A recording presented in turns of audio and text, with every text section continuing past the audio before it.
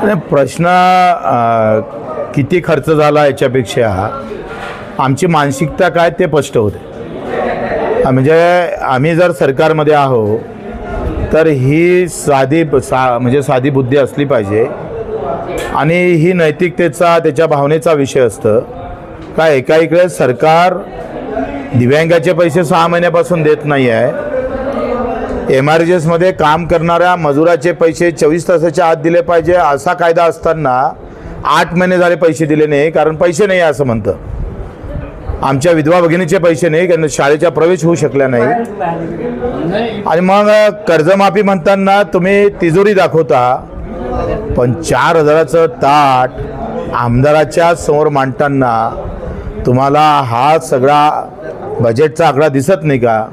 म्हणजे आपण जर एकंदरीत विचार केला तर भुकेलेल्या माणसासमोर पुरणपोळी मोठ्या तावानं खाणारी माणसं ही ही ही प्रवृत्ती आहे, ही रावणाची प्रवृत्ती आहे, हे अफजल खानाची प्रवृत्ती आहे का? एका इकडे अख्खा महाराष्ट्र उपाशी आहे, तळपून रोज 10-15 शेतकऱ्याची आत्महत्या होतं आणि आमचे आमदार खासदार जर तांब्याच्या चांदीच्या ताटात 4-4 हजाराचं भोजन एकावरच खर्च होत असेल तर याच्यातून आम्हाला तुम्हाला संदेश काय द्यायचा हा प्रश्न आहे।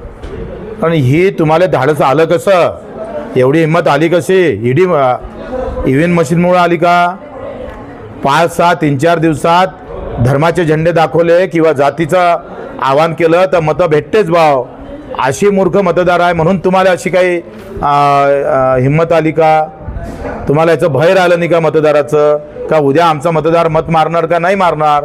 मला वाटते ही जी काय आम्ही पाहतोय पद्धत त्यांनी केली त्याच्यामध्ये त्यांच्यातलं भय गेलेलं आहे।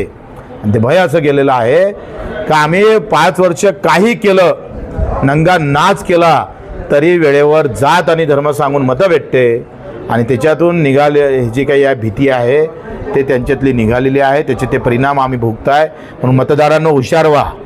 जातीपाती धर्मासाठी धर्म सांगून निवडणुकीत सांगणारे लोक आता 4000 एकाच ताटासाठी आम्ही पाहतो खर्च करत आहे, म्हणजे हे लक्षात घेतलं पाहिजे। आणि याच्यामध्ये कोण बटेंगे और कोण कटेंगे आता पुन्हा प्रश्न आहे। हा फतवा नेमका कोणासाठी काढायचा हे पुन्हा प्रश्न पडत आहे आणि म्हणून अशा गोष्टीचा आम्ही निश्चित करतो।